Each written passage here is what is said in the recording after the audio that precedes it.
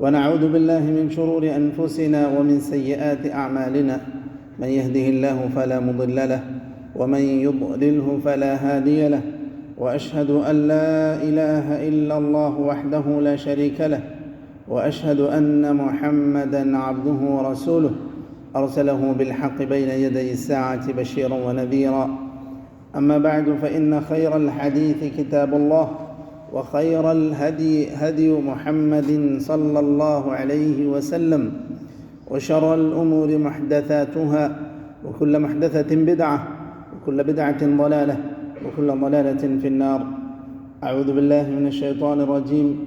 يا أيها الذين آمنوا اتقوا الله حق تقاته ولا تموتن إلا وأنتم مسلمون.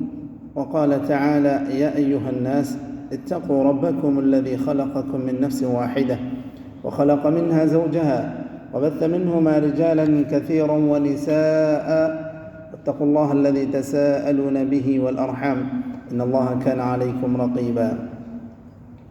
وقال تعالى: يا أيها الذين آمنوا اتقوا الله وقولوا قولا سديدا يصلح لكم أعمالكم ويغفر لكم ذنوبكم، ومن يطع الله ورسوله فقد فاز فوزا عظيما.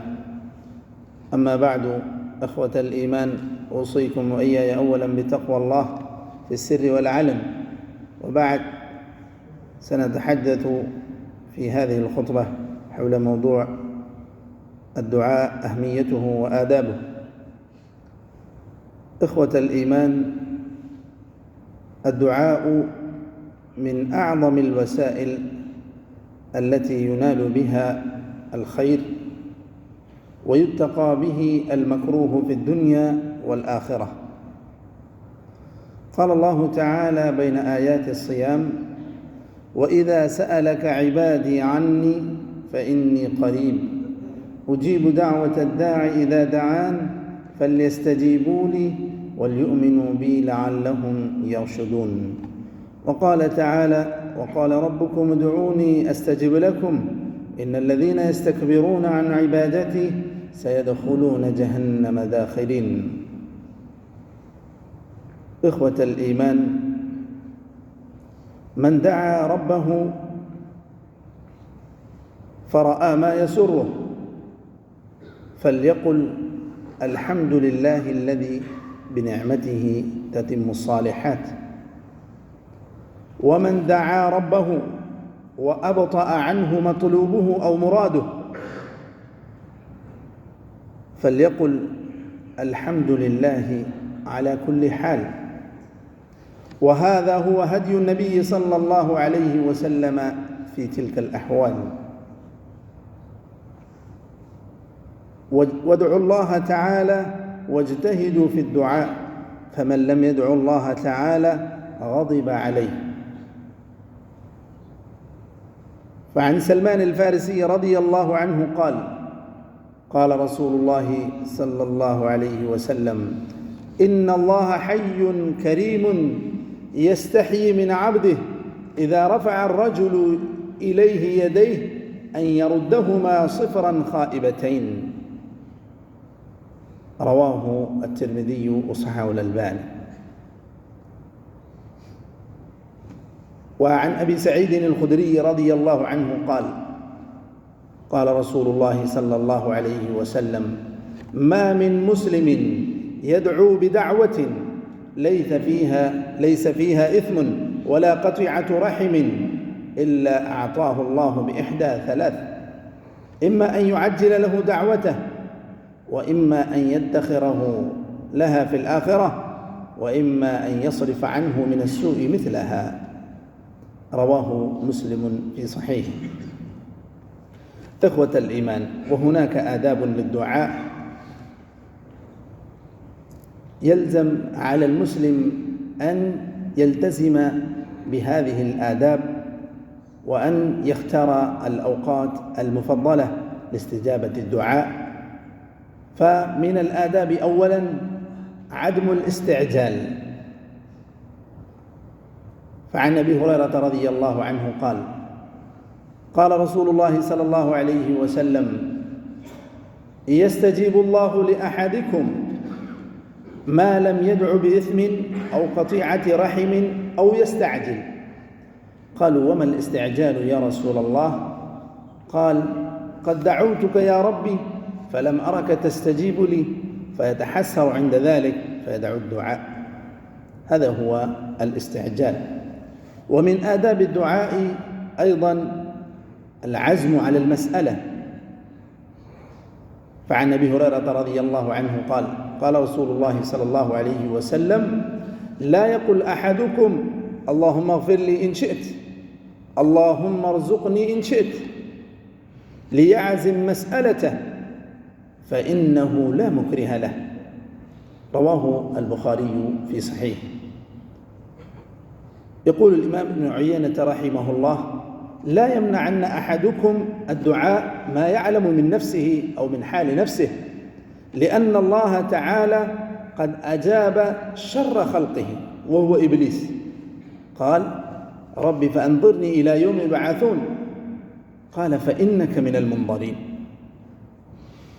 قال: فبما أغويتني لأقعدن لهم صراطك المستقيم ثم لآتينهم من بين أيديهم ومن خلفهم وعن أيمانهم وعن شمائلهم ولا تجد أكثرهم شاكرين.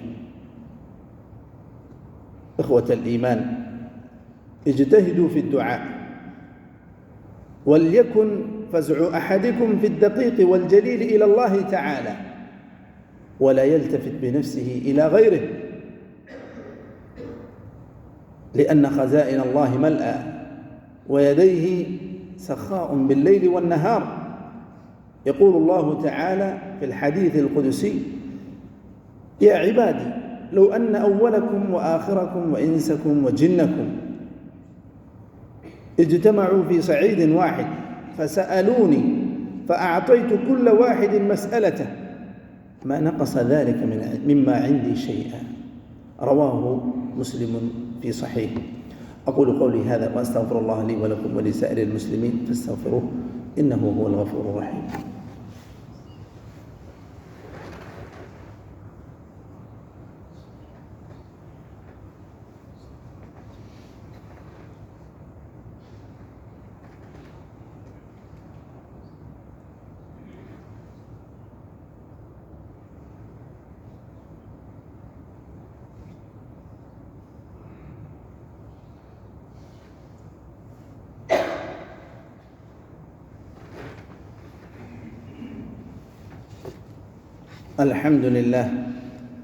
الحمد لله على إحسانه، والشكر له على توفيقه وامتنانه، والصلاة والسلام على رسوله الأمين وعلى آله وصحبه أجمعين. أما بعد، إخوة الإيمان، إن دعاء المؤمن لا ترد، إلا أنه تقتضي حكمة الله تعالى أحيانا تأخير الإجابة، لكن على المؤمن أن يحرص على الاختيار الأوقات المفضلة للدعاء، كالدعاء في السجود، والدعاء بين الأذان والإقامة، والدعاء في آخر الليل، وتقديم التوبة، والحرص على أكل الحلال مما رزقه من الطيبات. نسأل الله تعالى أن يجعلنا من الذين يستمعون القول فيتبعون أحسنه. اللهم أعز الإسلام والمسلمين، وأذل الشرك والمشركين، ودمر أعداء الدين، واجعل هذا البلد آمنا مطمئنا وسائر بلاد المسلمين. اللهم من أراد الإسلام والمسلمين بسوء فأشغله بنفسه، واجعل كيده في نحره يا قوي يا عزيز. اللهم انصر المجاهدين في سبيلك في كل مكان، اللهم كن لهم ناصرا ومعينا يا ذا الجلال والإكرام. اللهم انصر إخواننا المستضعفين في فلسطين، اللهم كن لهم ناصرا ومعينا يا ذا الجلال والإكرام. اللهم داوي جرحاهم، اللهم فك أسراهم. اللهم عليك بالأعداء اليهود الغاصبين المحتلين فإنهم لا يعجزونك. اللهم خذهم أخذ عزيز مقتدر، اللهم خذهم أخذ عزيز مقتدر. اللهم اكفنا بحلالك عن حرامك، وأغننا بفضلك عمن سواك. اللهم إنا نسألك الهدى والتقى والعفاف والغنى. اللهم إنا نسألك الجنة وما قرب إليها من قول وعمل، ونعوذ بك من النار وما قرب إليها من قول وعمل. اللهم تقبل منا صيامنا وقيامنا وركوعنا وسجودنا، اللهم أعتق رقابنا من النار، اللهم أعتق رقابنا ورقاب آبائنا وأمهاتنا من النار. اللهم اقض الدين عن المدينين، واشف مرضانا ومرضى المسلمين، وارحم موتانا وموتى المسلمين. اللهم اغفر لهم وارحمهم وعافهم واعف عنهم، وأكرم نزلهم ووسع مدخلهم، وصلهم بالماء والثلج والبرد، ونقهم من الذنوب والخطايا كما ينقى الثوب الأبيض من الدنس. عباد الله، إن الله وملائكته يصلون على النبي، يا أيها الذين آمنوا صلوا عليه وسلموا تسليما. اللهم صل وسلم وبارك وأنعم على حبيبك محمد، وارض اللهم عن الخلفاء الراشدين أبي بكر وعمر وعثمان وعلي، وعن سائر صحابة نبيك أجمعين، وعنا معهم بعفوك وكرمك وجودك يا أكرم الأكرمين. عباد الله، إن الله يأمر بالعدل والإحسان وإيتاء ذي القربى، وينهى عن الفحشاء والمنكر والبغي، يعظكم لعلكم تذكرون. واذكروا الله يذكركم وادعوه يستجب لكم، ولذكر الله أكبر، والله يعلم ما تصنعون. وأقم الصلاة.